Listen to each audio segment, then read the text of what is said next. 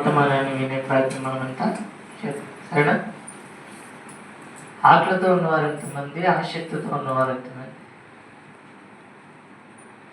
అర్థమవుతుంది లేదా నా భాష? ఆకలితో ఉన్నవారు ఎంతమంది, ఆసక్తితో ఉన్నవారు ఎంతమంది? ఆకలితో ఉన్నారంతా ప్రార్థన చేసుకుంటారు. సాహికుడా, సర్వకుడా, పరిశుద్ధనాథ, పరలోకపు తండ్రి, మీకు స్తుతులు స్తోత్రములు క్రీస్తునామమున చెల్లిస్తున్నాం. అయినా పవిత్రమైన నీ మాటల దగ్గరకు వచ్చాం. ఎవడైనా నా సన్నిధిలో అడుగు పెట్టిన ఎడల వాడి ప్రవర్తన అంతటిని జాగ్రత్త పలుచుకొని నా సన్నిధిలో అడుగు పెట్టాలన్న మాట మేము చదువుకున్నాం. నా మందిరంలోకి వచ్చినప్పుడు నీ ప్రవర్తన జాగ్రత్తగా ఉంచుకోని సేవకులకు, నీ నోటిని కట్టుకొని ఉపదేశకులకు నీవు చదివించాం. అయ్యా, నాకు నచ్చింది నేను ఇక్కడ చెప్పక, జనాలు మెచ్చే విధంగా నేను బోధించక, వారిని నొప్పించైనా నీ వైపుకు త్రిప్పి నిన్ను మెప్పించగలిగే భాగ్యమును మాకు కల్పించండి. ఆత్మతో నింపండి. సత్యమును గూర్చిన అనుభవ జ్ఞానాన్ని అందరికి ప్రసాదింపజేయము.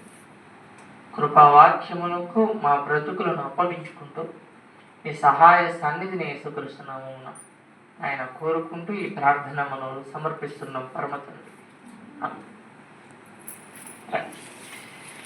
ఇప్పుడు కంఠస్థ వాక్యం చదివిన కంఠస్థ వాక్యం దగ్గర సెలా అని ఉంటుంది. చూసారా దాన్ని? దాంతో పని ఉందిలే అనుకుంటే అదే పొరపాటు. ప్రతి ఇంటికి తాళం ఎంత ప్రాముఖ్యమో, కీర్తనలు ధ్యానించేటప్పుడు లేదా కీర్తనలు మనం చదువుకునేటప్పుడు ఆ పదాలు కూడా అంతే ప్రాముఖ్యం. సెలా అని అంటే ఆగి పైకెత్తు అని అర్థం. ఆ మాటకు అర్థం ఏంటి? ఆగి పైకెత్తు. కీర్తన అంటే అదొక పాట. దాన్ని ఆగి పైకెత్తితే అంటే కొన్నిసార్లు ఏరా అనేది బ్రతములాడినట్టుగా ఉంటుంది. ఏరా అని అంటే హెచ్చరించినట్లుగా ఉంటుంది. ఏరా అని అంటే ఈ పని నువ్వు వెలుగు చేసావరా అని అడిగినట్టుగా ఉంటుంది. ఒకే పదం, కానీ మనం ఇచ్చే శబ్ద తరంగాన్ని బట్టి దాని అర్థం మారుతుంది. అదేవిధంగా కీర్తన ధ్యానించేటప్పుడు కూడా అందుకనే మెన్షన్ చేస్తాడు. ఏమని? సెలా అని చెప్పి కానీ, లేదా హే హే అని చెప్పి మెన్షన్ చేస్తూ ఉంటారు చిన్న చిన్న అక్షరాలు. దాని మీనింగ్ని బట్టి మనం ఆ కీర్తనలు ధ్యానించడం మంచిది. సరేనా? కరెక్ట్. ఇది ఎందుకు చెప్పాను అని అంటే, చదివేటప్పుడు పైగా మన ఓపెన్ యూనివర్సిటీ వాళ్ళలో ఉన్నది ఏంటి అని అంటే, తెలుసు అనుకునే భావనతో వెళ్ళిపోతూ ఉంటారు. అది కరెక్ట్ కాదు. ఆగి ఏముంది అనుకొని ఆలోచిస్తూ వెళ్ళడం మంచిది. అందుకని ఆలోచింపజేయడానికి కీర్తనకారుడు పైనే రాసి పెట్టేస్తాడు, హే హే శైలా సై అని చెప్పి. ఓకేనా? దీన్ని ఇక మీద దృష్టిలో పెట్టుకొని చదువుకునే ప్రయత్నం చేయండి. ఓకే? ఇక మీద మనం పాఠంలోనికి వెళ్దాం. సర్వ సృష్టిని కలిగించిన దేవుడు ఒక్కడే. ఆయన ఉన్నవాడు, అనువాడు. అది మనం అందరం నమ్మిన విషయమే. దేవుడు ఉన్నాడా అనే ప్రశ్నకు మన దగ్గర జవాబు ఏంటి? ఉన్నాడు. ఉన్నాడా? ఉన్నాడా లేదా? ఉన్నాడు. లిఫ్ట్లోకి వెళ్ళేటప్పుడు, లేదా ఎవరైనా ఇంట్లోకి వెళ్ళేటప్పుడు, లేదంటే పెద్దవాళ్ళ ఇంట్లోకి వెళ్ళేటప్పుడు మీరు సీసీటీవీ కెమెరా పర్యవేక్షణలో ఉన్నారు అనగానే వెంటనే స్త్రీలైన వారు లేదా పురుషులైన వారు సర్దుకోవడం ప్రారంభిస్తారు. ఎందుకు? ముందర ఏమున్నాయి? పెద్ద పెద్ద షాపింగ్ మాల్ మీరు సిటీస్లో ఉంటాయి. సిద్దిపేటలో కానీ ప్రజ్ఞాపూర్లో కానీ షాపింగ్ మాల్స్ ఉంటాయి కదా. వెళ్ళేటప్పుడు ట్రయల్స్ రూమ్ ఉంటాయి, స్త్రీలకైనా పురుషులకైనా. ట్రయల్స్ రూమ్లో స్త్రీల ట్రయల్స్ రూమ్లో సీసీ కెమెరాలు ఉన్నాయనంటే ఎవరైనా మార్చుకొని వస్తారని? పురుషుల ట్రయల్స్ రూమ్లో సీసీ కెమెరాలు ఉన్నాయంటే ఎవరైనా మార్చుకొని వస్తారా? అంటే ఒక కెమెరా మీ సిగ్గును కప్పే ప్రయత్నం చేస్తుంది, అవునా కదా? మీరు అలర్ట్ అవ్వడానికి ఒక కారణంగా ఉంది. దేవుడు ఉన్నాడు అని అంటే అలర్ట్నెస్ మనలో ఉంది. ఉన్నాడు, అమ్మో మా ఆయన ఉన్నాడు, ఆమెతో మాట్లాడితే మా ఆయన తిడతాడు, కొడతాడు. అందుకని ఏం చేస్తావు? మీ ఆయన ఉన్నప్పుడు మాట్లాడడం మానేస్తాం. మీ ఆయన ఉంటే ఇంటి దగ్గర ఉన్నప్పుడు సాయంత్రం 6 గంటల నుంచి ఉంటాడు, లేదా ఉదయం 6 గంటల వరకు ఉంటాడు. ఒకవేళ మధ్యాహ్నం భోజనానికి వస్తే మధ్యాహ్నం 2 గంటలకు ఉంటాడు. మిగతా సమయం 24 గంటలు మీ ఆయన మీతో ఉంటాడా? ఉండడు. కానీ దేవుడైతే ఉంటాడు, ఆయనైతే ఉంటాడు. మరి ఉన్నాడు, దేవుడు ఉన్నాడు, పరలోకం ఉంది, నరకం ఉంది అని మనకు తెలిసినప్పుడు ఒక క్రైస్తవుడు ఉన్నాడని నమ్మితే ఎంత జాగ్రత్తగా బ్రతకాలి. ఒక కెమెరా నిన్ను జాగ్రత్త పరుస్తున్నప్పుడు, నీ భర్త నిన్ను జాగ్రత్త పరుస్తున్నప్పుడు, మరి దేవుడు ఉన్నాడన్న జాగ్రత్త నీకెందుకు లేదు? మనకెందుకు ఉండడం లేదు? ఉన్నాడని అనుకున్నవాడు సంఘంలోనే ఉన్నాడు దేవుడు. బయటకు వెళితే నేను బూతులు మాట్లాడేటప్పుడు, చెడు పనులు చేసేటప్పుడు, తప్పుడు పనులు చేసేటప్పుడు దేవుడు లేడని కూడా చేస్తాడా, ఉన్నాడు అని కూడా చేస్తాడా? అర్థమవుతుంది లేదు? స్పష్టంగా తెలియజెప్తాను. తప్పు చేసేవాడికి దేవుడు ఉన్నాడు అని తెలిసి తప్పు చేస్తాడా? నీకు అర్థం అవడానికి చెప్తా. ఒక అమ్మాయితో తప్పుడుగా ప్రవర్తిస్తున్నప్పుడు పక్కన ఇంకెవరైనా మనిషి ఉంటే తప్పుడుగా ప్రవర్తిస్తాడా? ముద్దు పెట్టుకోవడానికైనా, హక్ చేసుకోవడానికైనా, లేదా ఫర్దర్కి పాడు పనులు చేయడానికైనా తెగిస్తాడా? మనుషులు ఉన్న రాజు అనే అమ్మాయి అయినా అంటుంది, లేదా అబ్బాయి అయినా అంటారు. ఒక మనిషి ఉంటే, ఒక తప్పుడు పని ఆగుతున్నప్పుడు దేవుడు ఉంటే నీ బ్రతుకులు కూడా ఏది ఆగాలి? చెడు పనులు ఆగాలి. వాక్య వ్యతిరేక సంబంధమైన పనులు ఆగాలి. ఉన్నాడు అని నీకు అనిపిస్తే, ఆ స్పృహలో నువ్వు బ్రతికితే రైట్. ఉన్నాడా అని అంటే ఉన్నాడు. మరి ఆ దేవుడు అందరికీ దేవుడేనా? నీకు దేవుడు, నాకు దేవుడు, అందరికీ ఆయన దేవుడే. ఆయన దేవుడే కాదు, మన అందరికీ తండ్రి కూడా. అయితే ఈ దేవుడు మనకు దేవుడుగా మారింది ఎప్పుడు? ఈ దేవుడిని మనం దేవుడుగా నమ్మింది ఎప్పుడు? మరి అంటే యేసుక్రీస్తు వచ్చిన తర్వాత. మరి అంతకుముందు ఈ దేవుడు లేడా? ఉన్నాడు. దేవుడు నాకు తెలుసు, ఈ దేవుడిని నమ్ముకున్నానని మనం చెప్తున్నాం. కానీ ఈ దేవుడే నేను పలాల వారికి దేవుడను అని, పలాల వ్యక్తులకు నేను దేవుడనని చెప్పుకున్న దాఖలాలు బైబిల్ గ్రంథంలో ఉన్నాయి. నేను అబ్రహాముకు దేవుడను, ఇస్సాకుకు దేవుడను, యాకోబు అంటే ఇశ్రాయేలీయులకు నేను దేవుడను అని. ఇప్పుడు వారు నమ్మిన దేవుడే ఇప్పుడు మనం కూడా నమ్మిన దేవుడు. అంటే వాళ్ళు మనం వేరువేరైతే కాదు, వాళ్ళు మనం ఒక్కటే. మీకు అర్థం అవడానికి ఒక ఉదాహరణ చెప్తా. చెన్నూరి వారు సిద్దిపేటలో ఉన్నారు, ప్రయాణం చేస్తున్నారు. ట్రైన్లో ఇంకొక చెన్నూరు వారు తగిలారనుకోండి, మీ ఇంటి పేరు ఏం పేరు అని అంటే ఏమంటారు? మా ఇంటి పేరు చెన్నూరి. అంటే మా ఇంటి పేరు కూడా చెన్నూరే అండి. అంటే ఇప్పుడు మనం ఎవరో ఒకటే.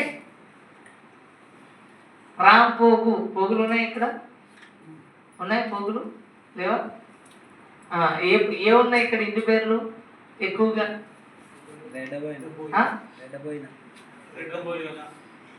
ఏ పోయినో ఈ పోయిన వాళ్ళు ఉన్నారు కదా, రైట్. అంటే వీళ్ళంతా ఒక వంశావళిని బట్టి లేదా ఒక ఇంటి పేరుని బట్టి మీరు కూడా ఏమనుకుంటారు? మనం కూడా ఒక్కటే, మనం కూడా ఒక్కటే.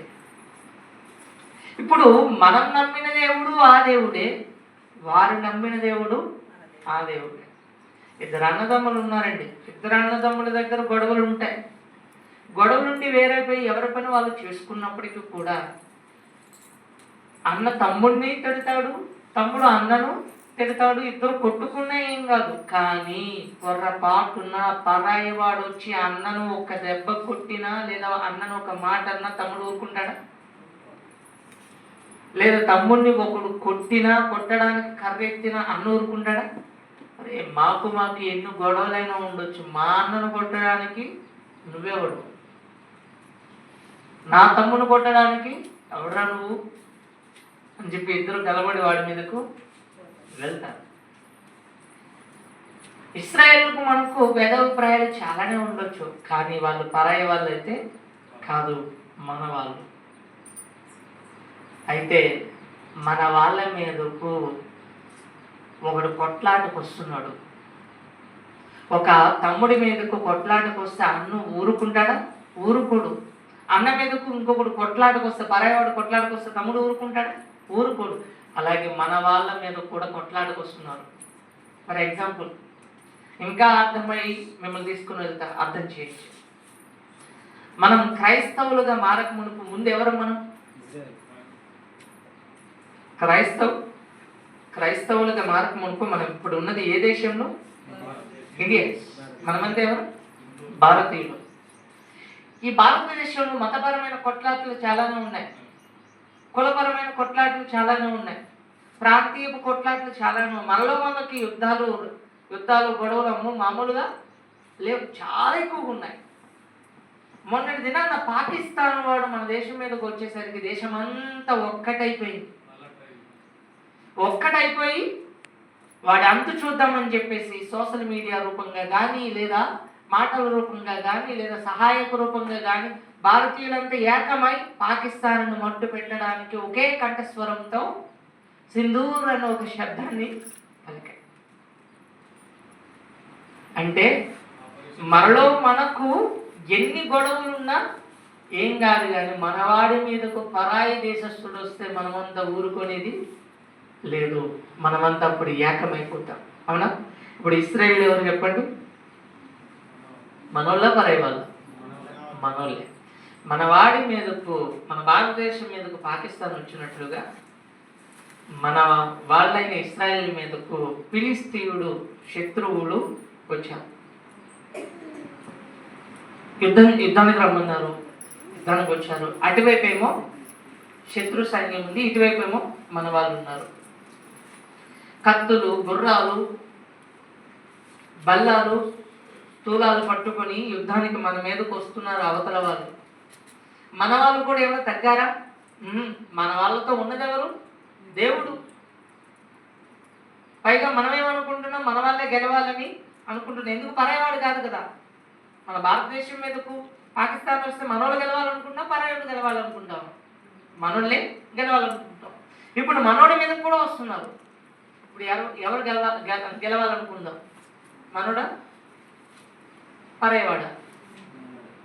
ఎవరు గెలవాలని కోరుకుందాం? చెప్పాలి. మనోడు. అవునా? ఇప్పుడు మన ఎంకరేజ్మెంట్ కూడా ఉంది. అంటే పాకిస్తాన్తో క్రికెట్ ఆడినప్పుడు ఇండియా టీవీల ముందు కూర్చొని మనం ఎంకరేజ్ చేస్తాం కదా, కొట్టు సిక్స్ కొట్టు బ్యాటింగ్ ఈ చేతికి ఇవ్వాలి, మరి ఎంకరేజ్మెంట్ చేస్తాం కదా. అలాగే మనోళ్ళు యుద్ధానికి వెళుతున్నారు. ఎవరితో? ఫిలిస్తీయులతో. మనోళ్ళే గెలవాలి. ఎందుకు అంటే మన వాళ్ళతో ఉన్నది ఎవరు? జీవము కలిగిన దేవుడు. పైగా మన ఎంకరేజ్మెంట్ కూడా ఉంది. పైగా యుద్ధ భూమి పరాయిది కాదు, మన ల్యాండ్లోనే యుద్ధం జరుగుతుంది. ల్యాండ్ ఫిక్స్ అయిపోయింది, గ్రౌండ్ ఫిక్స్ అయిపోయింది, శత్రువులు దిగారు, మనోళ్ళు కూడా దిగారు. మనమేమో మన వాళ్ళు గెలవాలనుకుంటున్నాం. ఎందుకు అంటే మనతో ఉన్నది ఎవరు? జీవము గల దేవుడు. ఇప్పుడు చెప్పండి, గెలుస్తాడా గెలవరా? గెలుస్తారా గెలవరా? ఖచ్చితంగా గెలవాలి. ఎందుకు? ఉన్నది జీవం కలిగిన దేవుడు. పైగా మన ఎంకరేజ్మెంట్ కూడా ఉంది. చూద్దాం గెలిచారో లేదో. సమయం 1 గ్రంథం 4వ అధ్యాయం. నేనే చదువుతాను, జాగ్రత్తగా బైబిల్ గ్రంథాన్ని చూడండి. కథగా చెబుతా, మీ తలలోకి ఎక్కించడానికి. 4వ అధ్యాయం 1వ వచనం నుంచి, ఇశ్రాయేలీయులు ఫిలిష్తీయులతో యుద్ధం చేయుటకు బయలుదేరి ఎబెనేజరులో దిగగా ఫిలిష్తీయులు అబేకులో దిగిరి. వాళ్ళు అబేకులు దిగారు, మన వాళ్ళు ఎబెనేజరులో దిగారు. మధ్యలో గ్రౌండ్ ఉంది. 2వ వచనం, ఫిలిష్తీయులు ఇశ్రాయేలు మీద తమ్మును తాము యుద్ధ పంక్తులుగా తెచ్చుకునగా వారు యుద్ధంలో కలిసినప్పుడు ఇశ్రాయేలు ఫిలిష్తీయుల ఎదుట ఓడిపోయి యుద్ధ భూమిలోని ఎక్కువ తక్కువ 4,000 మంది హతులైపోయారు. మన వాళ్ళు ఏమైపోయారు? ఇప్పుడు ఓడిపోయారు. దేవుడు ఉన్న ఓడిపోయారు, మన ఎంకరేజ్మెంట్ ఉన్న ఓడిపోయారు. ఓడిపోవడమే కాదు, మన వాళ్ళను మనం ఎంతమంది కోల్పోయాం? 4,000 మందిని కోల్పోయాం. గెలిచినాడేమో మరొక్కసారి యుద్ధానికి వస్తారా అని చెప్పి ఎగబడుతున్నాడు. ఓడిపోయిన మన వాళ్ళేమో భయపడి దిగులు పడుతున్నారు. మరలా ఏంటి యుద్ధానికి అని చెప్పేసి ఏకైక మరలా ఫిలిష్తీయులు పిలిచేసరికి మన వాళ్ళు వెన్ను చూపుకుండా సరే మరలా యుద్ధానికి వెళ్దాం అని చెప్పి యుద్ధానికి సిద్ధమవుతున్నారు. అయితే యుద్ధానికి వెళ్ళేటప్పుడు మనం ఒకటి ఆలోచించాలి అని చెప్పి పెద్దలు మన వాళ్ళు అంతా కూడుకొని ఇలా ఆలోచిస్తున్నారు. మనం 2వసారి యుద్ధానికి వెళ్తున్నాం.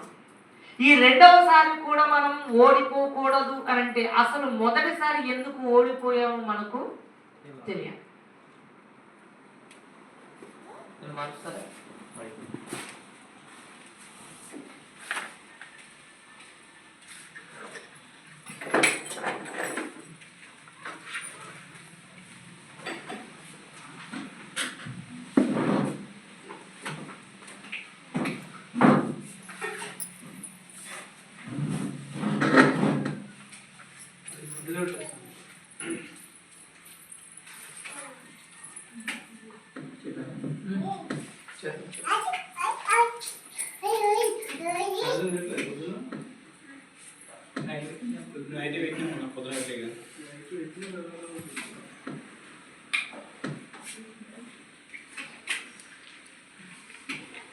చేసుకుంటే ముందుకు వేసుకోండి.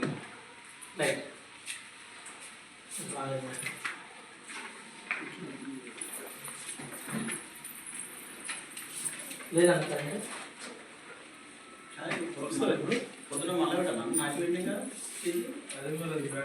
ఓకే,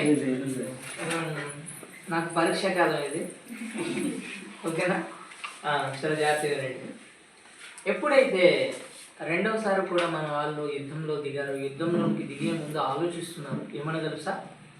అసలు మొదటిసారి మనం ఎందుకు ఓడిపోయాం? మన జీవితాలలో కూడా దేవునిలో కానీ పరిచర్యలో కానీ ఆధ్యాత్మికంగా కానీ మనం పదే పదే ఎందుకు పడిపోతున్నాం? ఎందుకు సాతాను దగ్గర ఓడిపోతున్నాం? ఎందుకు వాక్యం దగ్గర ఎందుకు లోకంలో ఓడిపోతున్నాం? ఇప్పుడు మనమంతా ఉన్న ఈ యుద్ధరంగంలో యోధా పత్రికలో ఇదే అంటాడు. ఏమని? యోధా పత్రికలో ఒక మాట తెలియజేస్తాడు. చూడండి, యోధా పత్రిక 1వ అధ్యాయం 3వ వచనం. యోధా పత్రిక 1వ అధ్యాయం 3వ వచనం. ప్రియులారా, మనందరికీ కలిగిన రక్షణను గురించి మీకు వ్రాయవలనని విశేష ఆసక్తి గలవాడనే ప్రయత్నపడుచుండగా ఒక్కసారే అప్పగింపబడిన బోధ నిమిత్తం, బ్రతుకు నిమిత్తం, విశ్వాస జీవితం నిమిత్తం, పరలోకపు ప్రయాణం నిమిత్తం మీరు పోరాడవలనని మిమ్మల్ని వేడుకుంటున్నాను. మనం యుద్ధంలో ఉన్నాం, పోరాటంలో ఉన్నాం. మనం యుద్ధం చేసేది, మనం పోరాడేది ఎవరితో తెలుసా? మనం యుద్ధం చేసేది ఎవరితో తెలుసా? ఎవరితో మనం యుద్ధం చేయాలో చూడండి. ఎఫెసీ పత్రిక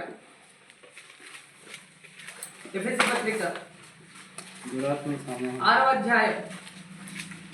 ఎఫెసీ పత్రిక 6వ అధ్యాయం 12వ వచనం నుంచి. ఏలయనగా మనం పోరాడునది శరీరులతో కాదు గాని ప్రధానులతో, ప్రధానమంత్రి మోడీతో, అధికారులతో, ప్రస్తుత అంధకార సంబంధులకు, లోక నాథులతో, ఆకాశ మండలమున్న దురాత్మల సమూహాలతో పోరాడుచున్నాం. అంటే ఒకరితో కాదు మన పోరాటం, ఒకరితో కాదట, మనం పోరాడున్నది శరీరులతో కాదు కానీ ప్రధానులతో, అధికారులతో, ఇంకా లోకనాథులతో, ఈ లోకపు నాదులతో, అంధకార సంబంధులకు లోకనాథులతో, దురాత్మల సమూహాలతో మనం పోరాడుతున్నాం. మన శరీరంతో మనం పోరాడుతున్నాం. పౌలు కూడా తన శరీరంతో తను పోరాడుతూ అంటున్న మాట ఏంటో తెలుసా? మేలు చేయాలని తలంచుచున్నాను కానీ చేయకూడని కీడు చేస్తున్నాను. అయినను ఈ దేహాన్ని నలగగొట్టి, నలుగు పెట్టి కాదు, దేహాన్ని ఏం చేయమంటున్నాడు? దేహాన్ని నలగగొట్టి క్రీస్తు యొక్క సువార్త పరిచర్యలో నా జీవితాన్ని మరి ముందుకు కొనసాగింపజేస్తున్నాను అంటున్నాడు. అంటే నా శరీరమందు మంచిదేది నివసించదు. నా శరీరమందు మంచిదేది నివసించడానికి వీలే లేదు. ఎందుకు అని అంటే ఇది పాప భూయిష్ట సంబంధమైన క్రియాశీలతతో నింపబడి ఉంది. తప్పుడు మాటలు మాట్లాడకూడదని నా నోటితో చెప్పినా నా నోరు ఆగడంలా, తప్పుడు చూపులు చూడకూడదని నా కళ్ళతో చెప్పినా నా కళ్ళు ఆగడంలా, నా దేహంతో నేను యుద్ధం చేస్తున్నా. అందుకనే అంటాడు, ఆత్మ శరీరమునకును శరీరము ఆత్మకును ఎల్లప్పుడూ విరోధముగా ప్రయాణం కొనసాగుతూ ఉంటుంది అని చెప్పి మన దేహంతో మనం పోరాటం చేయాలి, ప్రధానులతో పోరాటం చేయాలి, అధికారులతో పోరాటం చేయాలి, లోకనాథులతో పోరాటం చేయాలి, అంధకార సంబంధులకు దురాత్మల సమూహాలతో పోరాటం చేయాలి. కనిపించే మనిషితో పోరాటం చేయొచ్చండి, కనిపించే మనిషితో యుద్ధం చేయొచ్చు. మరి కనబడని గాలితో పోరాటం చేద్దామా? గాలితో నేను పోరాటం చేస్తాను అన్నవారు ఇక్కడ ఎంతమంది చెప్పండి? నేను గాలితో పోరాటం చేస్తానండి. నీ ముఖాన్ని నువ్వు కొట్టుకోవాల్సి వస్తుంది. గాలితో పోరాటం చేస్తే ఎందుకు?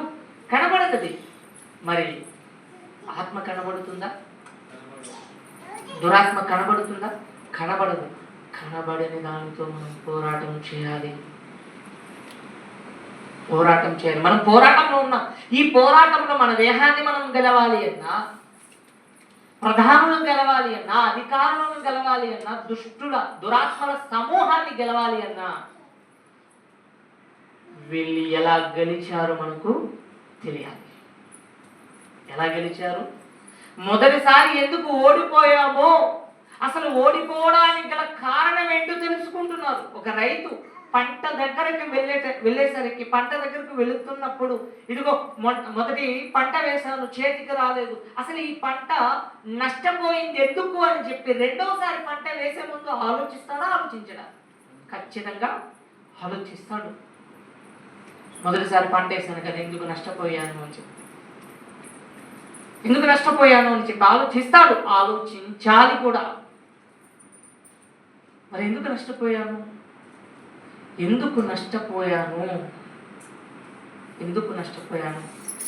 తెలుసుకుంటే రెండవసారి నష్టపోకుండా ఉంటాం. తెలుసుకున్నారు, ఇశ్రాయేలు తెలుసుకున్నారు. రెండోసారి యుద్ధానికి వెళ్ళేటప్పుడు ఇశ్రాయేలు తెలుసుకుని అంటున్నమాట, ఇదిగో మనం ఎందుకు ఓడిపోయామో తెలుసా? జీవము కలిగిన దేవుని మందసం మన మధ్య లేదు కనుకని మనం ఓడిపోయామని చెప్పి ఒకటాగుటనే వెళ్ళి దేవుని మందసాన్ని తెచ్చుకున్నారు. దేవుని మందసం రాగానే కేకలు వేసేస్తున్నారు. ఇంకా గెలుపు మనదే, మనల్ని ఆపేవాడు లేడు అని చెప్పి కేకలు వేసేస్తున్నారు, అరుస్తున్నారు. ఈ అరుపులు కాస్త ఎవరికి వినబడ్డాయి? శత్రువులకు వినబడ్డాయి. వినబడిన తర్వాత శత్రువులు భయం పట్టుకుంది. అంటే ఒక శత్రువును ధైర్యంగా ఉన్నప్పుడు కొట్టగలమా, భయపడుతూ ఉన్నప్పుడు కొట్టగలమా? భయపడుతూ ఉన్నప్పుడు ఈజీగా గెలవగలం. ఇప్పుడు శత్రువు భయపడుతూ వస్తున్నాడు, మన వాళ్ళు అరుపులు గెలుపు మనది గ్యారంటీ, కన్ఫర్మ్ అని చెప్పి యుద్ధం చేయడానికి మన వాళ్ళు వెళ్తున్నారు. ఈసారి నేను గెలుస్తారు గెలవరా? ఖచ్చితంగా గెలవాలి. మరి గెలిచారా? గెలవరా? మొదటిసారి యుద్ధానికి వెళ్ళినప్పుడు 4,000 మంది పోతే, రెండోసారి యుద్ధానికి వెళ్ళినప్పుడు ఎంతమంది పోయారట? 30,000 మంది చనిపోయారట. రెండవసారి దేవుడు ఉన్నా ఎందుకు ఓడిపోతున్నాం? ఆరాధనకు ప్రతి ఆదివారం ఆరాధనకు వస్తున్నా మనం ఎందుకు ఓడిపోతున్నాం? వాక్యం వింటున్నా ఎందుకు ఓడిపోతున్నాం? మన శరీరాన్ని మనం ఎందుకు కంట్రోల్లో పెట్టుకోలేకపోతున్నాం? మన నోటిని మనం ఎందుకు కంట్రోల్లో పెట్టుకోలేకపోతున్నాం? మన చూపులను మనం ఎందుకు కంట్రోల్లో పెట్టుకోలేకపోతున్నాం? మన కుటుంబాలను దేవుడు వాక్యపు కంట్రోల్లో ఎందుకు ఉంచుకోలేకపోతున్నాం? ఎందుకు తెలుసా? వాళ్ళు రెండవసారి ఓడిపోవడానికి గల కారణం చెడు వారి మధ్య ఉంచుకుంటూ మేము బాగానే ఉన్నామని అనుకోవడం. మీరు కూడా ఆరాధనకు వచ్చేస్తూ మేము బాగానే ఉన్నామని అనుకుంటున్నాం. నా మాట బాగుంది, నా చూపు బాగుంది, నా నడక బాగుంది, అంతా బాగుంది అని అనుకుంటున్నాం. కానీ చేయవలసిన పని చేయడంలా ఏంటి అని అంటే, అసలు ఈ వాక్యం దగ్గర నా బ్రతికేంటి, నా జీవితం ఏంటి, నా నడకేంటి, నా నడవడికేంటి, ఎలా ఉంది? మందసాన్ని మధ్యలోకి తీసుకుని వచ్చేస్తే సరిపోదు, గెలవలేం మనం. కనాను భూభాగంలోనికి వచ్చేస్తే అంతా అయిపోయింది అని అనుకోవడం తప్పు. దేవుడు మందిరంలోనికి వచ్చేస్తే అంతా అయిపోయింది అనుకోవడం తప్పు. నీలో ఉన్న లోకం మొదట బయటకు వెళ్తే దేవుని మందిరం నీలోనికి వస్తుంది, దేవుని వాక్యం నీలోనికి వస్తుంది. లోకంతో మనసంతా నింపుకొని, లోకంతో బ్రతకంతా నింపుకొని దేవుని మందిరంలో కూర్చుంటే లోకంతో పాటు వచ్చి కూర్చున్నట్టు ఉంటుంది తప్ప దేవుళ్ళు కూర్చున్నట్టుగా ఉండదు. లోకాన్ని బయట వదిలి రావాలి, లోకాశలను బయట వదిలి రావాలి. కానీ వదులుతున్నామా అండి? వదలడంలా. ఒకడికి ఒక దయ్యం పట్టిందట. అయితే మీలాగే అమాయకుల్లో వచ్చి కూర్చున్నాడు, వాక్యం విన్నాడు, వాడిలో ఉన్న దయ్యం వదిలిపోయింది. ఎప్పుడైతే వదిలిపోయిందో అప్పుడు వాడి హృదయం తేలిగా అయిపోయిందట, నీట్గా, క్లీన్గా, ఇంతకంటే శుభ్రమైన ఇల్లు మరొకటి లేదు అన్నట్లుగా అయిపోయిందట. మరి పోయిన వాడు ఉండడానికి ఏదో ఒక ఇల్లు ఉండాలి కదా.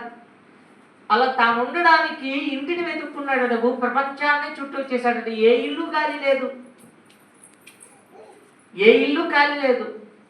అయితే ఆడు అనుకున్నాడట, నేను విడిచి వచ్చిన నా ఇంటికి తిరిగి వెళ్ళుదును అని చెప్పి ఆ ఇంటికి వచ్చేసరికి ఆ ఇల్లు ఎలా ఉందట, ఊడ్చి అమర్చి నీటిగా ఉండడం చూశాడట.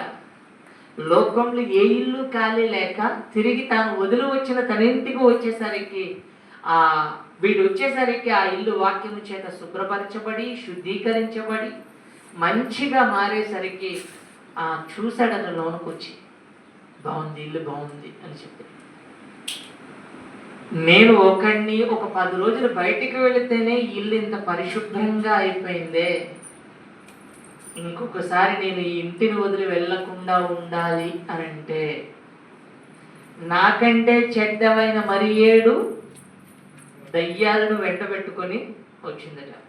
అని ఇక్కడ మీకు చెప్పాలి, ఇది ఖచ్చితంగా వివరించి తీరాలి. పాడు చేయడానికి ఒకడు ఎంతమందిని తీసుకొని వచ్చాడు? అర్థమవుతుంది కదా నా భాష? పాడు చేయడానికి ఒకడు ఎంతమందిని తీసుకొని వచ్చాడు? బాగు చేయడానికి నువ్వెంతమందిని తీసుకొని వస్తున్నావు? సిగ్గు లేదా? మనకంటే ఎవడు బెటర్? ఇప్పుడు వాడే బెటరు. పాడు చేసే విషయంలో కమిట్మెంట్ ఉంది వాడికి, చెడగొట్టే విషయంలో కమిట్మెంట్, తెగింపు ఉంది వాడికి, నాశనం చేసే విషయంలో వాడుకున్న కమిట్మెంట్ మామూలుగా లేదు.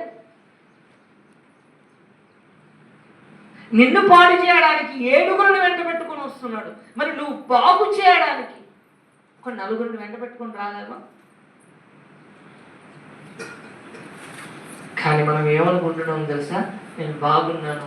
ఏం బాగాలేదు నువ్వు? అస్సలు నీ ఇన్నర్ సైడ్ బాగాలేదు, నీ అవుట్ సైడ్ కూడా బాగా విసిరి చొక్క వేసేవేమో.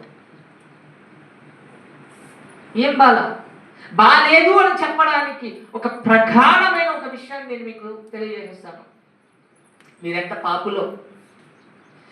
పాపంలో బ్రతుకుతున్నారో, మీరెంత వాక్యానికి విరుద్ధకరంగా బ్రతుకుతున్నారో ఒక విషయాన్ని నేను మీకు చెప్పి ముగించే ప్రయత్నం చేస్తాను.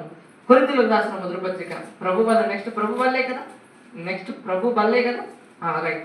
ఇక్కడ ప్రభు బల్ల తీసుకోవడానికి సిద్ధపడిన వారు ఎంతమంది? ప్రభు బల్ల తీసుకోవడానికి సిద్ధపడిన వారు, బాప్తిసం తీసుకున్న వాళ్ళు ఎంతమంది చెప్పండి?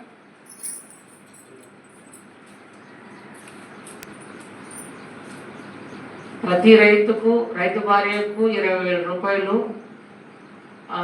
ఏమిస్తాం? ఎకరానికి 20,000 రూపాయలు ఇస్తాం. రైతు భార్యలు చేయొద్దండి, రైతులు చేయొద్దండి అంటే ఇలా ఎత్తుతారా, ఇలా ఎత్తుతారా? ఫుల్ ఓకేనా? బాప్తిసం తీసుకున్న వాళ్ళు ఎంతమంది? అందరూ తీసుకున్నారు, రైట్. ఇప్పుడు నెక్స్ట్ ప్రభు వల్ల ఆవిరావరమంటే తినడానికి సిద్ధంగా ఉన్నారు కదా. చూడండి మీరెంత తప్పు చేస్తున్నారు. మొదటి కొరింథీయులకు రాసిన మొదటి పత్రిక 11వ అధ్యాయం. కొరింథీయులకు రాసిన మొదటి పత్రిక 11వ అధ్యాయం.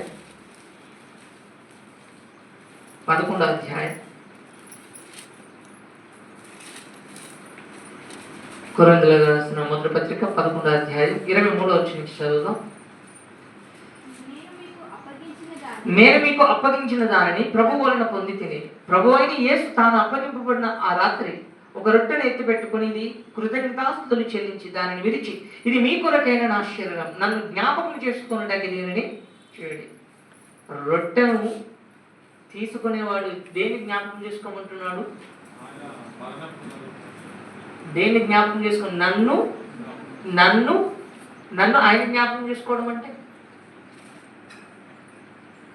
ఆయన్ని జ్ఞాపకం చేసుకోవాలంటే ఇందాక చెప్పింది మీరు మర్చిపోవద్దు. మనం పోరాడేది అపవాదితో, మనం పోరాడేది అంధకార సంబంధులతో, మనం పోరాడేది ప్రధానులతో, మనం పోరాడేది లోకనాథులతో, మనం పోరాడేది మన శరీరముతో. వీరందరిని గెలవాలి అంటే మన శక్తి చేత కాదు, మన వల్ల కానే కాదు. నిస్సాహులో ఓడిపోయేవారు, గెలుపు అనేది ఎరుగని వారు. ఇశ్రాయేలు కూడా గెలుపు అనేది ఎరుగని వారు. దేవుడు వారి పక్షాన ఉండబట్టే ఎర్ర సముద్రం అడ్డుగా నిలబడిన 2 పాయలుగా చీలిపోయింది. దేవుడు ఉంటే అడ్డుపడినది ఏదైనా చీలిపోవడం ఖాయం. కనాను భూభాగానికి వెళ్ళినప్పుడు ఇశ్రాయేలును అడ్డగించిన 5 రాజుల పరిస్థితి ఏమైపోయింది? ఓచకోత కూర్చేశాడు దేవుడు. ఎందుకు? వారి పక్షాన ఉన్నది ఎవరు? దేవుడు. మన ముందర దేవుడు నిలబడి మన విజయానికి కారణంగా నిలబడాలి అనుకుంటున్నాడు. అలా ఆయన నిలబడాలి అంటే అసలు నీవు ఓడిపోవడానికి లోపం ఎక్కడో మొట్టమొదట ఆలోచించవలసిన బాధ్యత ఎవరిది? నీది, నాది. నేను ఇది చేయాలనుకుంటున్నానండి కానీ చేయలేకపోతున్నానండి, ఓటమి. నేను దేవుడి సన్నిధిలో దేవుని కొరకు ఎంతైనా ఇవ్వాలనుకుంటున్నానండి కానీ ఇవ్వలేకపోతున్నానండి, కారణం ఓటమి. అనుక్షణం మనం దేవునికి దగ్గర కాలేకపోతున్నాం, అనుక్షణం దేవునిలో మనం ఉండలేకపోతున్నాం. నీకు పట్టి పట్టకపోవచ్చండి, పట్టి పట్టకపోవచ్చు. దేవునితో ఉండడం అంటే అర్థమేంటో తెలుసా? ఒకసారి చిన్నపాటి వివరణ ఇచ్చి మరలా ఇక్కడకు వస్తాను, చాలా జాగ్రత్తగా ఉండండి. ఆజ్ఞను అతిక్రమించి పాపం చేశారు ఎవరు? అవ్వ, ఆదాము. పాపము చేసిన తర్వాత అంతవరకు దేవుని సహవాసంలో ఉన్నారు. ప్రతి చల్లపూట దేవుడు వచ్చేవాడు, ప్రతి చల్లపూట దేవుడు వారితో మాట్లాడేవాడు. వారితో ఉన్నప్పుడు, వారితో మాట్లాడేటప్పుడు ఎలా ఉండేదో తెలుసా? వాతావరణం అంతా సింహం వచ్చేది, పేరు పెట్టించుకొని వెళ్ళేది. నాకు పేరు పెట్టవా అని సింహం వస్తే, నీ పేరు సింహము అని చెప్తే, నా పేరు ఏం పేరు? సింహము అని చెప్పి పేరు పెట్టించుకుని వెళ్ళేది. అంటే క్రూర మృగాలు కూడా అవ్వాదములతో చాలా చక్కగా అన్యోన్య సహవాసం కలిగి ఉండేది. ఎవరున్నప్పుడు? దేవునితో సహవాసం ఉన్నప్పుడు. ఆకలికి, దప్పికకు, కష్టానికి, నష్టానికి, ఇబ్బందులకు, అనారోగ్యాలకు తావే లేదు, అసలు చోటే లేదు. దీనినే మెన్షన్ చేస్తూ క్రొత్త నిబంధనలు అంటాడు, పెండ్లి కుమారుడు ఉన్నప్పుడు పెళ్లి ఇంటి వారు ఉపవాసము ఉండతగునా? పెళ్ళింట్లో ఉపవాసం ఉంటారా? ఉండరు. మరి ప్రభు దగ్గర, పెళ్లి కుమారుడి దగ్గర ఉన్న ఇంకా ఆకలి దప్పులు, ఇంకా కష్ట నష్టాలు, ఇంకా బాధలు, ఇంకా ఇబ్బందులు, ఇంకా సమస్యలు, ఇంకా దేవునితో లేని పరిస్థితులు, దేవుని కొరకు ఇవ్వని పరిస్థితులు మన బ్రతుకులు ఎందుకు చోటు చేసుకుంటున్నాయి? ఆజ్ఞను అతిక్రమించగానే దేవుడు ఏదైనా తోట నుంచి గెంటేశారంటే, గెంటి వేసిన దగ్గర నుంచి అవ్వ ఆదాముల యొక్క పరిస్థితి ఏమైపోయిందో తెలుసా? మరలా ఏదేను తోటలోనికి వెళ్ళడానికి, మరలా దేవునితో సహవాసం కలిగి ఆ దేవునితో కలిసి జీవించడానికి అవ్వ ఆదాములు ప్రయత్నించిన ప్రయత్నం ఎంత కష్టతరంగా వాళ్ళు శ్రమించారంటే ఆ దేవునితో కలవడానికి, ఆ దేవునితో మరలా సహవాసం చేయడానికి. కొడుకులకు నేర్పాడండి అవ్వ ఆదాములు. చెప్పకనే చెబుతుంది అవ్వమ్మ, దేవుని దయ వలన నేను ఒక కొడుకును ఎందుకు మెన్షన్ చేయాలి? పదే పదే పదే పదే పదే పదే దేవుడు దేవుడు దేవుడు దేవుడు ప్రతిసారి ఆ ఏదైనా తోట వైపుకు ఎదురుగా ఉన్న ఏదైనా తోట వైపుకు చూసేవారు. ఎప్పుడు ఆహ్వానం పలుకుతాడా ఏదైనా తోటలోనికి అని చెప్పి రావడానికి ఉందా? 2 కెరూబులను అడ్డుగా కత్తిలిచ్చి పెట్టేశాడు. No entry. ఎవరికి? అవ్వాదాములకు నో ఎంట్రీ. ఆ ఏదైనా తోటలోనికి వెళ్ళడానికి, మరలా దేవునితో సహవాసం కలిగి జీవించడానికి, మరలా దేవునితో కలిసి ఉండడానికి అవ్వాదాములు తెగ ప్రయత్నించారు. ఆ ప్రయత్నంలో కయ్యను బలి అర్పించాడు. ఆ ప్రయత్నంలో కయ్యను అర్పణ అర్పించాడు. ఆ ప్రయత్నంలో ఏబేలు బలి అర్పించాడు. తెగ ప్రయత్నాలు చేశారు దేవునితో కలవడానికి. బలి అర్పించమన్నట్టుగా కయ్యను నువ్వు అర్పణ అర్పించు, ఏబేలు నువ్వు బలి అర్పించు అని బైబిల్ గ్రంథంలో ఎక్కడైనా దేవుడు చెప్పాడా? చెప్పలా. చెప్పకపోయినా ఎందుకు అర్పించడానికి ముందుకు వచ్చారో తెలుసా? సమాధాన పడై దేవునికి దగ్గర కావాలి. దేవునితో ఉండే సహవాసం ఎంత గొప్పదో మనకు తెలియదు. ఆ సహవాసాన్ని కోల్పోయిన వాడికి తెలుస్తుంది. మీకు అర్థం అవడానికి మీ భాషలో చెప్తా. కలుసున్నప్పుడు భర్త విలువ, భార్య విలువ తెలియదు. ఎప్పుడైతే భార్య దూరం అవుతుందో, ఆకలి వేయగానే సమయానికి నా భార్య ఉంటే నాకు భోజనం పెట్టేది అన్న ఆలోచన నీకు వచ్చినప్పుడు భార్య విలువ నీకు అర్థమవుతుంది. ఇదిగో నా భర్త ఉంటే ఆకలితో ఉండేవాళ్ళం కాదు, అన్నం వండడానికి నేను సిద్ధంగా ఉంటే ఆ అన్నం వండే సరుకులన్నీ నా భర్త తెచ్చి ఇచ్చేవాడని చెప్పి భర్త విలువ భార్యకు అర్థమవుతుంది. దూరం అయితేనే దాని బాధ మీకు తెలుస్తుంది. అలాగే ఇక్కడ కూడా మనకు తెలియకుండా నిత్య జీవానికి లోకంలో ఓడిపోయి నిత్య జీవాన్ని పోగొట్టుకుంటున్నాం. పాపంతో గెలవలేక అపవాదంతో గెలవలేక ఆ దేవుని సహవాసాన్ని మనం పోగొట్టుకుంటున్నాం. అదే చెప్తున్నాడు. ఒక రాత్రి ఒక రొట్టెను ఎత్తి పెట్టుకుని, ఇది మీ కొరకు విరవబడుచున్న శరీరం, దీన్ని తిరిగినప్పుడల్లా నన్ను జ్ఞాపకం చేసుకో. ఎందుకయ్యా నిన్ను జ్ఞాపకం చేసుకోవాలి అంటే, నన్ను జ్ఞాపకం చేసుకోకుండా నువ్వు దేన్ని గెలవలేవు, దేన్ని కూడా ఓడించలేవు.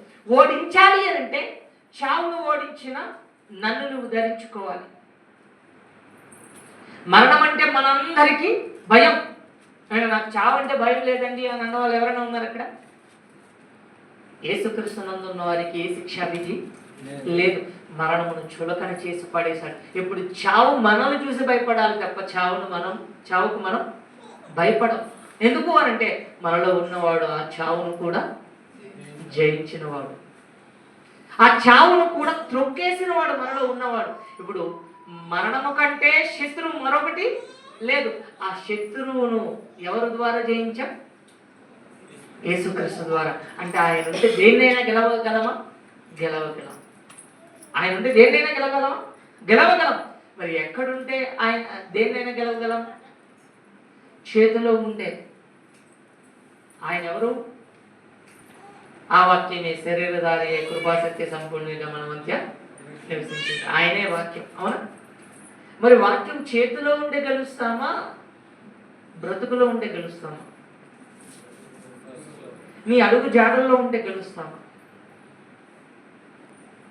పెదాల మీద వాక్యాలు వల్లించే బోధకులున్న ఈ రోజుల్లో, చెవుల దగ్గరే వాక్యాలను ఉంచుకునే విశ్వాసులున్న ఈ రోజుల్లో, గోడల మీదనే వాక్యాలను పరిమితం చేసే క్రైస్తవ్యం ఉన్న ఈ రోజుల్లో గెలుపు ఎందుకండి సంఘానికి వస్తుంది? ఉండాల్సింది గోడల మీదనో చెవుల దగ్గర పెదాల మీద కాదు, బ్రతుకులో ఉండాలి, నడకలో ఉండాలి, నడవడికలో ఉండాలి. క్రీస్తును ధరించుకోవాలి, క్రీస్తును సంపాదించుకోవాలి, క్రీస్తును కలిగి ఉండాలి మనమంతా. అప్పుడే దేన్నైనా గెలవగలం. నీ శరీరాన్ని గెలవాలి అంటే క్రీస్తును గెలువు. మొదటి దేన్ని గెలవాలి? క్రీస్తును గెలవాలి నువ్వు. అసలు మొదట మనం ఎందుకు ఓడిపోయాం? దేవుని మందసం మన దగ్గర లేకపోబట్టే కదా మనం ఓడిపోయాం. రెండోసారి కూడా దేవుని మందసం ఉన్న ఎందుకు ఓడిపోయాం? దేవుని మందసంతో పాటు పాపం కూడా ఉంచుకోబట్టే కదా రెండవసారి కూడా మనం ఓడిపోయాం. మరి దేవునిలో లేనప్పుడు మనం పాపంతో ఓడిపోయాం, అపవాదంతో ఓడిపోయాం, ప్రతి నీచ కార్యంతో మనం ఓడిపోతూ వచ్చాం. మరి బాప్తిసం తీసుకున్నాం, కడగబడ్డాం, కడగబడి దేవుని సన్నిధిలోకి వచ్చాం. దేవుని సన్నిధిలోకి వచ్చినా కూడా ఎందుకు ఓడిపోతున్నాం? ఆ రోజు దేవుని మందసంతో పాటు పాపాన్ని ఉంచుకోబట్టి వారు ఓడిపోయారు. ఈరోజు దేవునితో ఉన్నామని చెప్పుకుంటూ దేవుని దగ్గర ఉంటూ పాపం మానలేని కన్నులు మన దగ్గర ఉన్నాయి కనుక మనం ఓడిపోతా వస్తున్నాం. చెడు మాట్లాడకూడని నోరు మన దగ్గర లేదు కనుక మనం ఓడిపోతా వస్తున్నాం. దేవునితో పాటు చెడును మన దగ్గర ఉంచుకున్నాం. ఎవడును ఇద్దరు యజమానులకు దాసుడే ఉండడు కదా. ఈ లోక స్నేహం దేవునితో వైరం అని అంటున్నాడు కదా. మరి క్రీస్తుని కలిగి ఉన్నామా? క్రీస్తుని సంపాదించుకున్నవాడు క్రీస్తు కోసం దేనినైనా సునాయాసంగా వదిలేస్తాడు. పౌలు అదే అన్నాడు, లోకమును పెంటతో సమానంగా ఎంచుకుంటున్నాను. నా దగ్గర ఉన్నదంతా నేను క్రీస్తు యొక్క నామ మహిమార్థమే దానిని పెంటగా నా కాళ్ళ కింద దాన్ని పెట్టుకుని క్రీస్తును నా నెత్తి మీద పెట్టుకుని ప్రాధాన్యత క్రీస్తుకి ఇవ్వాలి. మొదటి స్థానం క్రీస్తుకి ఇవ్వాలి. అది ఎందులోనైనా, ఏ స్థానంలోనైనా, ఏ పరిస్థితుల్లోనైనా మొదటి స్థానం క్రీస్తుకే ఇస్తున్నాము. జ్ఞాపకం చేసుకోవడం అంటే రొట్టె రాగానే ఇది యేసుక్రీస్తు శరీరం అనుకోవడం కాదండి. ఇప్పుడు ఆ శరీరం ఎక్కడికి వెళ్తుంది? తింటున్నారు కదా, అదేది క్రీస్తు శరీరమేనా? ఇంకా రొట్టె అనుకుంటున్నారా? ఇప్పుడు శరీరాన్ని మీరు తింటున్నారు. ఇప్పుడు ఎవరు రొట్టెని తింటున్నారు? శరీరాన్ని తింటున్నారా? శరీరాన్ని తింటున్నారు. శరీరం లోనికి వెళ్ళింది. ఇప్పుడు మీరు ఆ శరీరాన్ని తీసుకుంటే ఆ శరీరం పవిత్రమైనదా అపవిత్రమైనదా? గడప దాడగానే మీ యొక్క బ్రతుకు ఇంకా లోకంలోకి ఎందుకు కలిసిపోతుంది? పవిత్రమైనది నీలోకి వెళ్తే అపవిత్రత నీలో నుంచి బయటకు ఎందుకు వస్తుంది?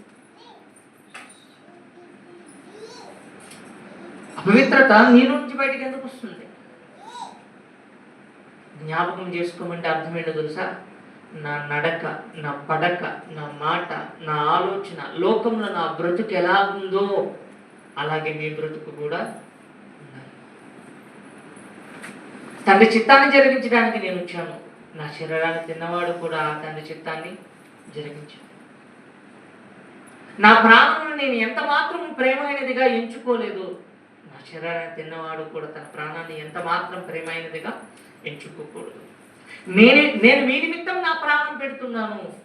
నా శరీరాన్ని తిన్నవాడు కూడా సహోదరుల నిమిత్తం తన ప్రాణం పెట్టబద్ధుడే ఉన్నాడు.